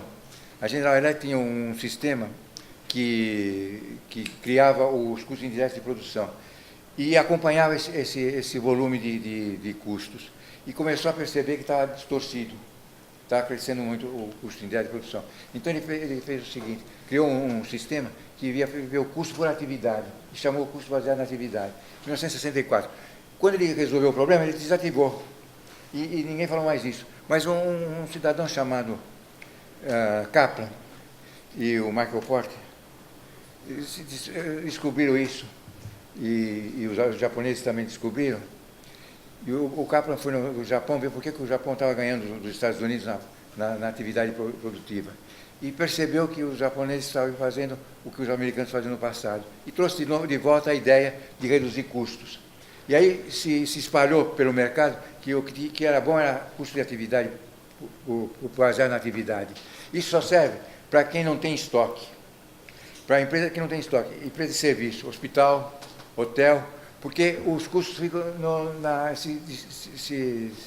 se resolvem no período e não ficam carregando em estoque. Se tem estoque, não pode calcular o sistema por atividade, porque não tem sentido fazer atividade no estoque. Então, apareceram aumento de importância das estratégias de hedging, preocupação com a criação de valor e novas técnicas de custeio que não suportam a engenharia. Também passou a moda da engenharia. Aí nós chegamos na década de 2000. A década de 2000 foi caracterizada principalmente pelas fraudes contábeis em grandes corporações mundiais. Vocês se lembram que no fim de 1990, as .com criaram um boom, todo mundo cria .com, que era importante, que era uma atividade nova, que ia arrebentar o mercado, e todo mundo investiu nas .com. E as .com cresceram de valor. Aí, para verificar, as .com apresentavam fraudes contábeis relevantes. Eles não contabilizavam distorções no balanço. Os derivativos não estavam contabilizados. Garantias de receita eram dadas com aval dos diretores. Os diretores aumentavam o resultado para ganhar prêmio. E isso fez com que a principal empresa de auditoria, Arthur Andersen, quebrasse. E quebraram as empresas.com, WorldCom, Enro e tantas outras. E aí a ênfase no controle de finanças foram as boas práticas de governança corporativa. Aí outra vez apareceu um problema, eu tenho uma solução, tem a governança corporativa, que é de 1930, mas ninguém está aplicando. Então eu vou querer aplicar boa governança corporativa. A empresa tem que ter um suporte administrativo importante. O gestor e o acionista principal, o gestor deve ter a mesma ideia do acionista. Então, ele deve trabalhar no benefício do acionista, na função utilidade do acionista, e não na função utilidade dele. E com isso, criaram o estreitamento da visão do administrador visando a utilidade própria e do administrador visando a atividade do acionista. E, finalmente, nós chegamos em 2010, que estão ocorrendo em 2010, com a grande crise do subprime, falência do Lehman Brothers, banco, e desemprego mais elevado nos Estados Unidos e na União Europeia. Esse subprime foi um desastre extraordinário. Quebrou todo o sistema econômico americano, financeiro, as empresas faliram, o mercado gerou um desemprego brutal e o Tesouro americano começou a investir, comprar títulos para ter dinheiro de liquidez no mercado. E isso modificou a situação de finanças. Finanças hoje é uma situação importante, que tem que ser escrita novamente. Tem que basear na psicologia do comportamento do investidor. Eu queria chamar a atenção para sintetizar isso. Nós vamos continuar, tem um tempinho ainda. Nós pegamos a década de 60 e 70 e verificamos o que constava nos livros de finanças. E pegamos a década de 80 e 90 e verificamos o que constava no livro de finanças. Decisão de financiamento, na década de 60 e 70, era enfoque tradicional de Mercer Odile Miller. O mercado tinha um teórico, um professor de finanças, chamado David Durant, que fazia cálculo de custo de capital rudimentarmente. Pegava o montante de capital, o custo, e calculava a porcentagem. Então, ele escreveu um artigo dizendo que precisava escrever uma teoria sobre custo de capital. Modigliani Miller, essa visão tradicional, que achava que a estrutura financeira tinha relevância para a empresa. Modigliani Miller escreveu um artigo em 1958, estabelecendo a teoria da irrelevância, que era irrelevante para o valor da empresa, como ela era financiada, como os ativos eram financiados. A estrutura financeira não tinha nenhuma influência no valor da empresa. E criou um ambiente hostil entre o David Durant e os seus seguidores e o Modigliani Miller. Tanto que, logo em 1958, em 1959 saiu um artigo do David Durant sobre estrutura de capital, um comentário, que ele criticava a teoria do Modigliani Miller, e dizendo que o que o Modigliani estava propondo não era um modelo, mas era uma arbitragem. O Modigliani disse que isso era uma semântica, não tinha sentido o que o David Durant estava falando. E fizeram um outro artigo, em 1961, levando para a política de dividendos também como irrelevante. Até que em 1963, eles se reconheceram que, em certos momentos, a estrutura de capital era relevante. O que eles diziam é que, dadas condições ideais, mercado sem impostos, mercado sem custo de falência, mercado sem arbitragem, nesse mercado ambiente favorável, a estrutura de capital era relevante. E isso aqui que eles falavam era uma coisa cientificamente adequada. Vocês se lembram que vocês aprenderam química no colégio? E quando vocês aprenderam química? Condições ideais de pressão e temperatura. E na prática não é condições ideais de pressão e temperatura. Vocês aprenderam física. Física, como é que estudou física? Queda livre, não tinha atrito. E toda a teoria de física foi desenvolvida assim. E na prática chegaram na Lua com atrito e tudo. Então, restrições no modelo são cientificamente adequadas. E depois a gente afrouxa essas restrições e tem um modelo na prática. Então, o Modigliani Miller dizia que ele tinha uma ideia, um mundo ideal, que não tinha impostos, não tinha custo de falência e não tinha a teoria de agência, não tinha custo de agência.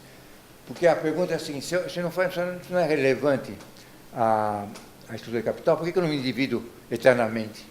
Porque o risco aumenta, e aí tem a falência. E isso acontece na prática. Mas no mundo ideal do Modigliani não acontecia. Foi criticado. E aí deu a polêmica entre a visão tradicional do David Durant e o Modigliani Miller. E na década de 80 e 90 nada mudou, ficou a mesma polêmica. Decisão de investimento, na década de 60 e 70 era pouco enfocada. Não tinha quase nada nos livros. Na década de 80 passou a ser importante teoria de portfólio, teorema de separação, CAPM, APT. A política de dividendos era a mesma coisa que a política de investimento, de financiamento. Era só o enfoque tradicional e o enfoque dinâmico. Agora, aqui, eficiência de mercado, pouco discutida nessa época, de 60 e 70. De 80 e 90 e seguintes, é uma questão central. Derivativos, mercados futuros, pouco discutida. Ninguém falava em derivativos, e na década de 60 e 70 não tinha nos livros. E na década de 80 e 90 é grande importância teórica e prática. Derivativos agora tem milhares de livros, tem centenas de livros à disposição. Até 70 não se falava disso. Então, isso modificou a visão de finanças, nos livros de texto de finanças. E aqui é interessante. Aqui é uma visão do Robert Hogan. Ele diz o seguinte: você reparou no período assinalado durante os anos 60, aqui, período assinalado, foi quando eu fiz o meu curso acadêmico de finanças. Note que entrei na faculdade quando as finanças modernas eram relativamente jovens e as finanças antigas estavam morrendo. De fato, ele entrou na faculdade em 1960, no meio de 60. O que se aprendia, que nós vimos até agora, até 60? Da contabilidade e direito. Meus professores de finanças antigas eram especialistas principalmente em contabilidade e direito. De fato, a contabilidade e o direito são a base das finanças antigas. Com a introdução da teoria de Markovitch, em 1952, e só tomou corpo em 74, e com a introdução da teoria da irrelevância de Modigliani Miller em 58, são dois marcos que os autores consideram como o momento que começou as finanças modernas. As finanças antigas perduraram até 1960 e poucos, e até de 52, 58 para frente, começaram as finanças acadêmicas, as finanças modernas, as finanças com modelos matemáticos, tentando explicar o fenômeno. E ele diz o seguinte: depois, finanças modernas caminhou até 90, quando o Famá disse que Deus estava morto. O Papa disse que Deus está morto. Quando o Famá deixou a dúvida se o mercado era eficiente ou se o CAPM estava irregular, não era um bom classificador. Aí o Robert Hogan, que é defensor da ineficiência do mercado, disse: precisa escrever novas finanças. Agora nós estamos no período de novas finanças. E ele estabeleceu a comparação entre finanças antigas. O tema era análise de demonstração financeira, natureza dos títulos de crédito. O paradigma era a contabilidade. Os dois autores importantes, Graja e Dodd, são autores importantes, são autores tradicionais. E o uso de direito de títulos de crédito, Dewey. Então, era essa a visão de finanças antigas. E a base era a contabilidade e direito. Nós falamos isso várias vezes. O administrador financeiro se preocupava com a contabilidade. E por isso muita gente ainda pensa que finanças é contabilidade. E confunde isso aí. Tem uma visão antiga. Aí ele disse, tem a finança moderna. A finança moderna, o tema é a avaliação baseada no comportamento econômico racional. A racionalidade é ilimitada. Eu consigo tudo racionalmente. E o paradigma era a otimização do Markovitch, a irrelevância do Modigliani Miller, o CAPM do Sharpe e outros autores, eficiência de mercado do Fama. A base era a economia. E todas as finanças modernas foram estabelecidas nesse âmbito. E ele disse que tem que ter novas finanças. Os mercados são ineficientes, o tema. O paradigma, modelo de fator ad hoc, indutivos. Então, para cada efeito tem um modelo. Para cada efeito um modelo. E o retorno esperado de Hogan, o risco do Chen, Ho e Ross, e mercado e modelos comportamentais, baseado em Daniel Kahneman e Amos Tversky. São os autores que criaram as finanças comportamentais. E o Kahneman, ganhador de prêmio Nobel, o Tversky morreu, não ganhou o prêmio Nobel, e estabeleceram que o mercado não é racional. A racionalidade ilimitada não existe. O que existe é o comportamento. E a base dessa finança moderna, essas novas finanças, é estatística, econometria e psicologia.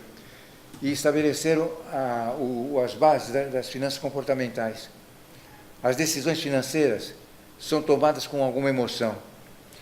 As decisões, em geral, têm heurísticas, têm atalhos de pensamento. Eles criaram o cérebro com duas divisões, o sistema 1 e o sistema 2. O sistema 1, que é rápido, que a gente responde rapidamente, e o sistema 2, que é um sistema que elabora mais a resposta. Então, se nós estamos guiando um carro, normalmente, nós estamos usando o sistema 1. É prática nossa fazer a direção fácil, dirigir conhecido com facilidade. Nós tomamos decisões imediatas. Agora, se eu tiver que fazer uma manobra para colocar o carro numa vaga, eu tenho que pensar melhor, eu tenho que ver se dá. Eu uso o sistema 2, que é mais lento, mais reflexivo e toma a decisão mais adequada. Então, é assim que funciona o cérebro humano, na visão de Kahneman e Tversky. Eu tenho um livro Rápido e Devagar, que estabelece esses dois hemisférios. E com isso nós temos a novas finanças que tem que ser escrita. Eu queria continuar um pouco, posso continuar um pouco? Falando de teoria de agência, ou teoria de representação. Isso é um organograma tradicional de uma empresa. Aqui tem o conselho de administração e tem uma linha pontilhada que separa os conselheiros dos administradores. Os conselheiros são representantes dos acionistas e os administradores são escolhidos pelos conselheiros. E aqui há uma separação de atividades. Toda vez que o principal contrata alguém para quem ele delega poderes de tomada de decisão e responsabilidade, está criado aí o ambiente de agência, que eu já disse é inadequado o nome mais atual é a teoria da representação. O principal passa a ser o representado e o agente é o representante. Então, toda vez que o representado delega para um representante a tomar decisão, ele está criando um ambiente de teoria de representação. Acontece que os objetivos do principal ou do representado são diferentes do objetivo do agente ou do representante.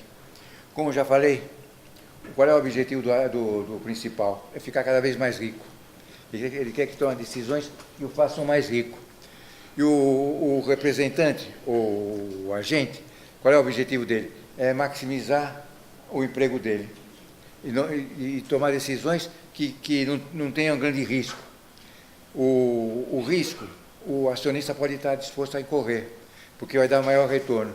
Mas também quando incorre em risco, tem dificuldade de falência. Então, o agente se precavém e não toma decisões para maximizar o retorno do acionista. Ele expropria o acionista. Isso se chama custo de agência, ou custo de representação.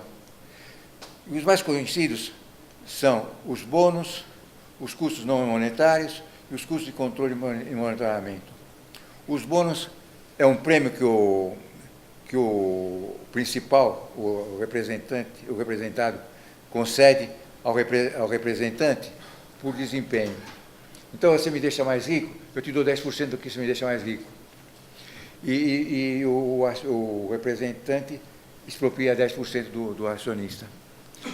O custo não monetário são todos os benefícios adicionais que o acionista abre mão de seu dinheiro para oferecer para o representante.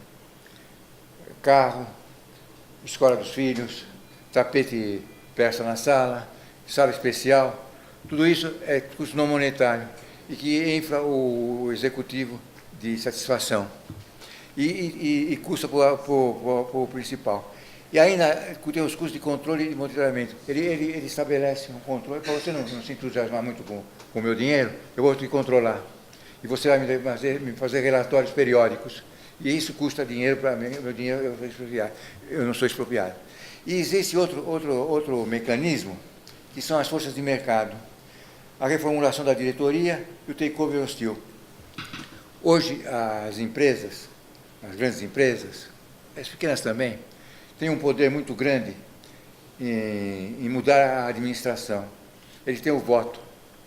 O acionista tem o voto, se o representante não está atuando direito, ele, com o voto, destitui o representante. E o representante que não atua direito dá resultados ruins para a empresa. E a empresa fica desvalorizada, os ativos ficam mais baratos do que o mercado. Então, alguém fica de olho nessa empresa. E ela é alvo de aquisição.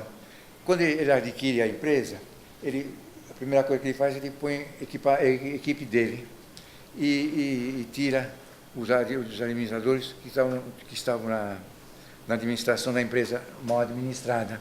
Então, por causa disso, os executivos, eles tomam cuidado para agradarem o mercado, para não terem dispensa de mercado e não ser objeto de takeover hostil. Então, aqui está escrito isso.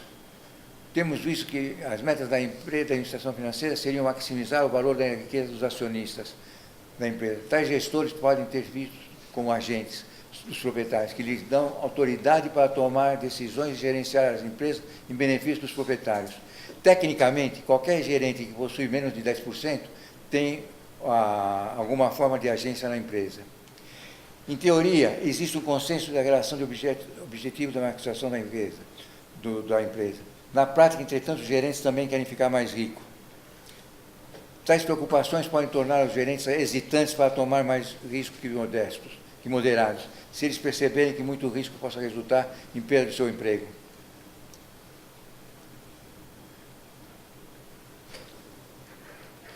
Vou passar um pouco mais rápido aqui.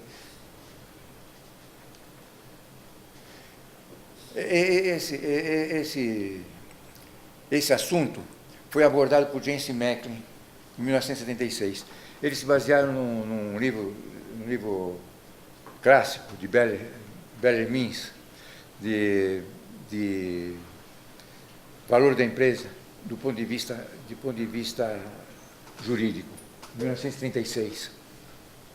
E eles deram uma roupagem matemática para dimensionar a expropriação do acionista pelo representante.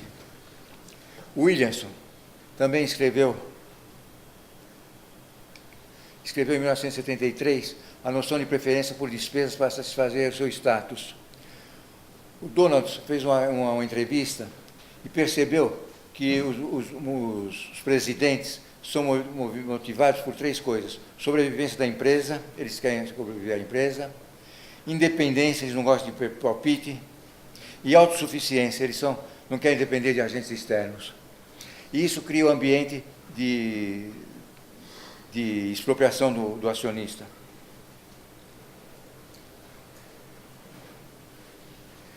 Aqui está o esquema da microeconomia tradicional e da nova economia institucional. Função produção é a que é maximizada, aquelas são as formas contratuais. A empresa é um complexo de contratos, não é só a produção, mas ela tem um complexo de ligações entre os funcionários e os diretores. Então tem que estabelecer um contrato. Na microeconomia tradicional, as transações são econômicas. Na nova economia institucional, as características são comportamentais.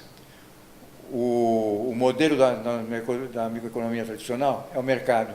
O modelo da economia institucional é não mercado. Os desvios são falhas e ineficiências. Aqui os desvios são ajustados e eficiências são sob condições específicas. Eu queria chamar a atenção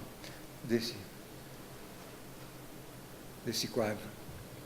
Aqui está o custo de agência entre acionista e credor. O acionista é o principal ou o representado. E o credor é o representante ou o agente. O credor põe dinheiro na empresa. E o acionista compra os ativos e administra esses ativos. Então, o dinheiro do credor está sendo administrado pelo acionista. O acionista percebe que o resultado dos ativos vai ser ruim. Ele, de alguma forma, tira o patrimônio líquido e deixa o capital de terceiros financiando aquele ativo ruim. Um ativo que vai ter pouco resultado. Esse ativo pouco resultado, chega um momento, quebra. E quebra com o dinheiro do acionista, do credor. E o acionista tirou dinheiro. Isso é muito comum. Vocês têm história no Brasil. Banco Econômico da Bahia, a família Calmon, era administradora do banco e prestava dinheiro para os usineiros do Nordeste. E eram ativos irrecuperáveis. E estavam no balanço. Até um ponto que não conseguia mais gerar caixa e o presidente do banco retirou o dinheiro, segundo as notícias da imprensa, colocou em Miami, mais de 500 milhões de dólares, 500 milhões na época, e o banco quebrou. E quebrou na mão dos credores. Quem são os credores? Somos nós, o Banco Central, que pegou a massa falida. O Banco Nacional da família Magalhães Pinto, tinha o mago das finanças, o Sigismundo Santana, se não me engano, o controller, que mandava as cartas de circularização da auditoria e a resposta ia para o escritório dele e não fazia o risco das contas a receber, que não eram recebíveis, e quebrou. E quebrou na nossa mão. A parte boa ficou com o Banco União de Bancos, o Unibanco, e a parte quebrada ficou com o Banco Central, que somos nós. Então essa é uma outra influência da teoria de agência. Nós podemos dizer que tem duas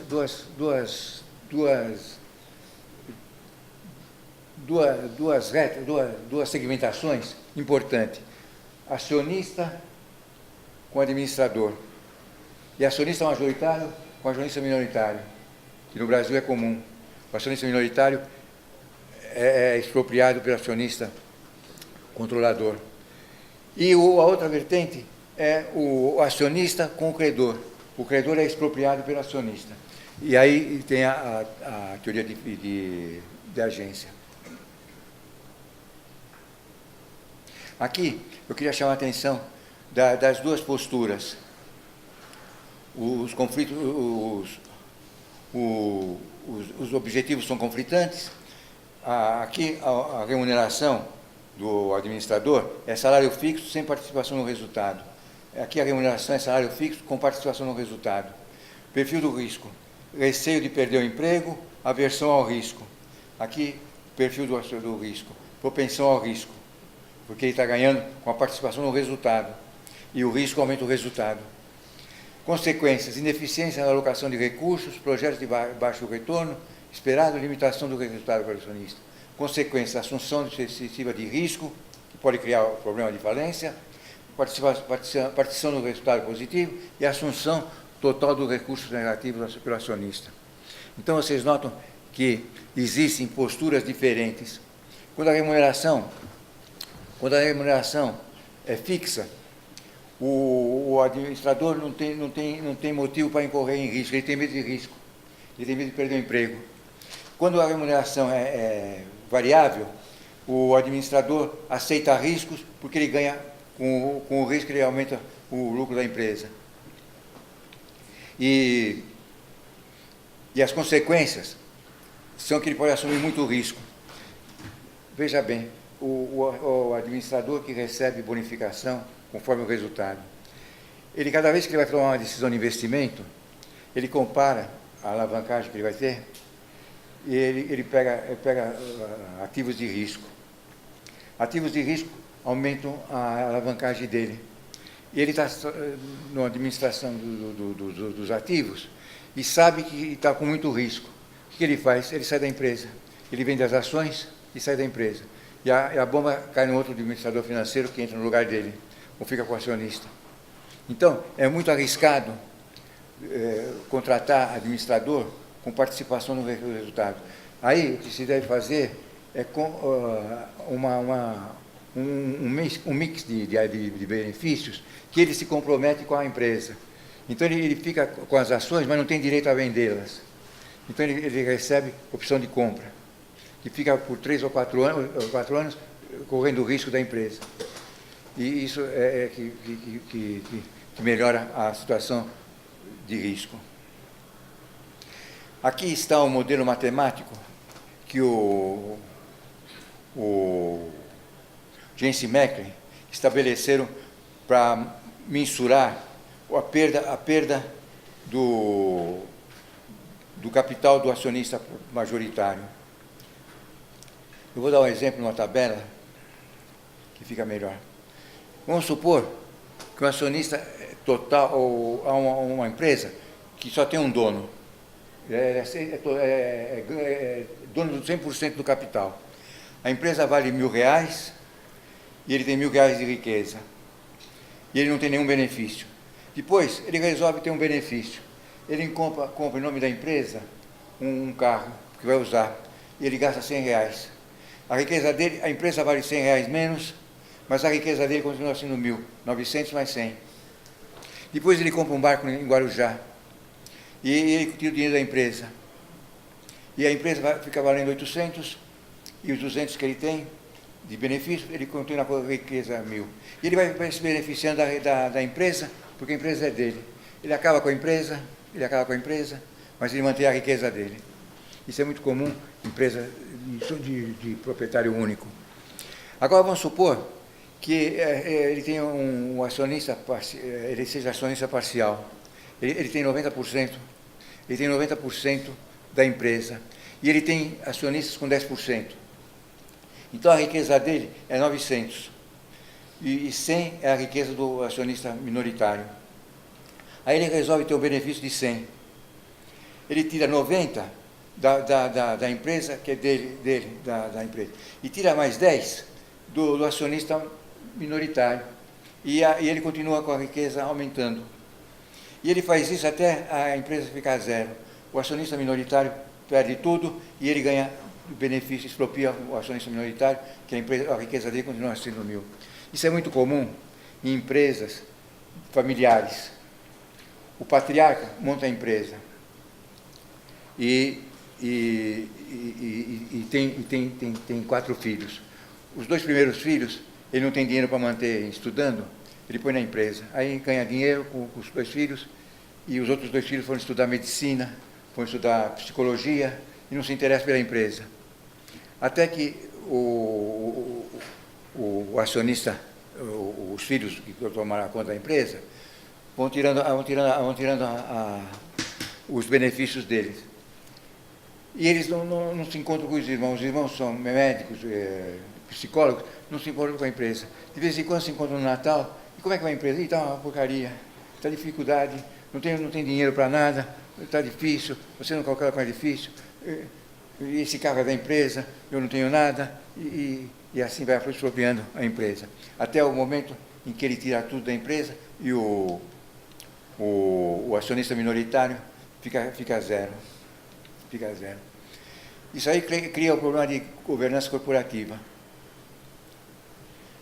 O gestor é contratado, eu estou terminando, o gestor é contratado pelo principal, ele recebe uma remuneração e presta o serviço. E a decisão do gestor pode ser visando a utilidade pessoal ou visando a utilidade dos acionistas.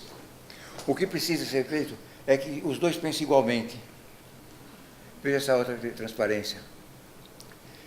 Aqui está a linha 1, tomada de decisão que maximiza a utilidade pessoal do gestor. E aqui, tomada de decisão que maximiza a utilidade dos gerentes, dos acionistas. E entre os dois, fica um conjunto de problemas de agência. Então, precisa de mecanismos externos e mecanismos internos para criar a governança corporativa. É um conjunto de mecanismos internos e externos que dão ao gestor a redução dos problemas de agência, numa situação de separação de problemas de comuns, proprietários de comuns. Então, os mecanismos externos, mercado de competição hostil, mercado de aquisição hostil, mercado de grande competição, relatórios contábeis, auditoria.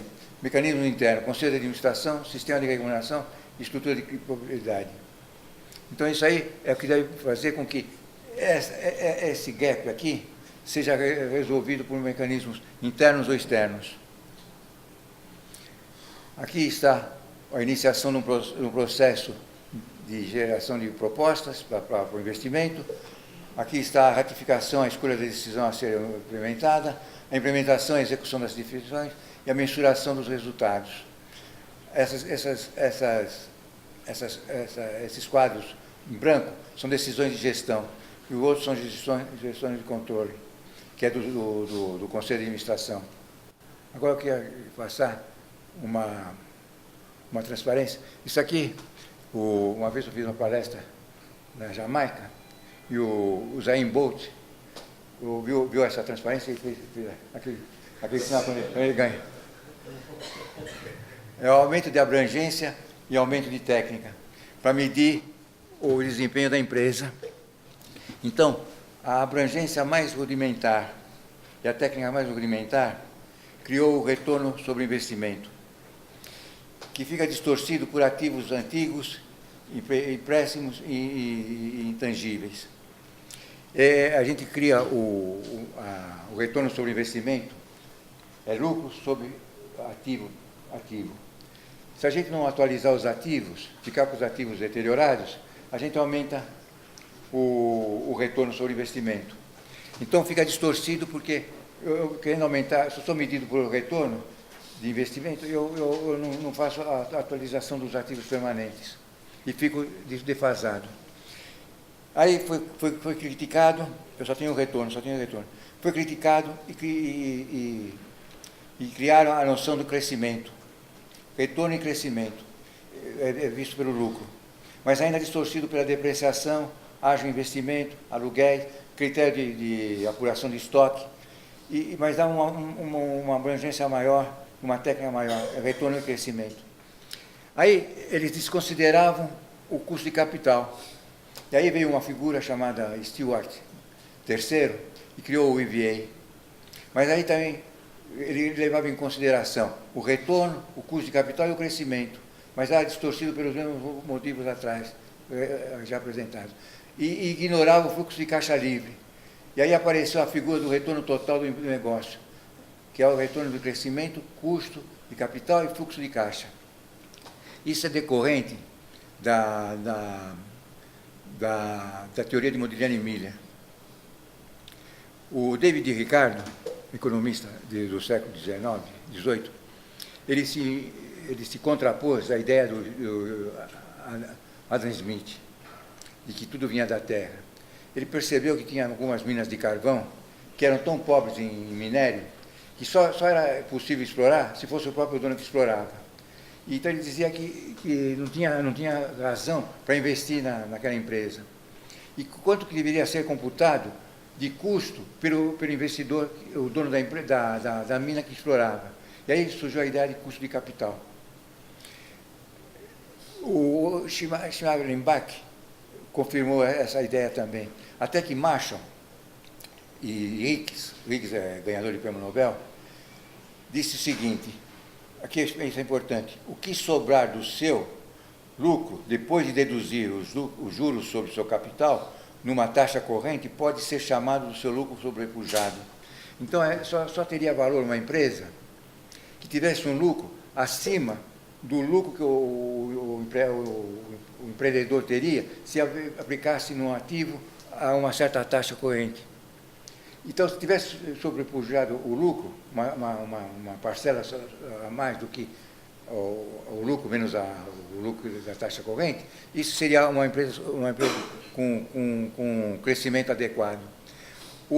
Robert Anthony, um contabilista famoso, em 1954, na GE, criou o conceito de lucro residual, ou residual income, como sendo, olha, um valor que se obtém ao subtrair do lucro o custo de capital investido. Tal custo é obtido mediante a multiplicação do valor dos ativos empregados por uma dada taxa. Essa taxa era a taxa de mercado. O Rappaport confirmou essa ideia do shareholder value. O Stewart criou o EVA. E o Copland também induziu as pessoas a acreditarem no EVA. Agora apareceu o Boston Consulting Group, a Fundação Getúlio Vargas, em 98, lançar a geração de valor, que também parece não ser original, mas que trata do retorno total para o acionista. Então, a teoria de Modigliani Miller diz que a empresa vale o fluxo de caixa futuro descontado a valor presente. E isso é o que a gente nota nessas transparências. Só tem sentido a empresa continuar se ela tiver um lucro residual acima do que ela obteria se aplicasse o dinheiro dela numa taxa, os ativos, numa taxa corrente, numa taxa de Selic, por exemplo. Bom, eu encerro por aqui. Com certeza, convidaremos o professor Famar para falar muito mais para nós aí sobre... Porque todas essas teorias a gente desenvolve o modelo do Markowitz no original, o modelo do Sharpe e outros modelos a gente desenvolve em aulas. Okay. Mas seria muito oportuno, se tiver oportunidade, eu gostaria de estar. Muito ok, obrigado. Professor. O senhor pode, bom, em meu nome, em nome do Mackenzie, em nome de todos aqui presentes, a gente queria agradecer profundamente essa palestra extraordinária que o senhor deu para todos nós. Eu tenho certeza que todos gostaram, apreciaram a sua palestra, muito boa, muito didática, muito clara, né, e com muita erudição. E então fica já meio que combinado do senhor voltar aqui para estar conosco brevemente. O senhor tem a certeza que o senhor sempre terá a nossa admiração e sempre contará com a nossa amizade. Tenho certeza. Muito obrigado. Então, eu vou dar por encerrada essa sessão e peço mais uma vez salvas de palmas ao professor Famar.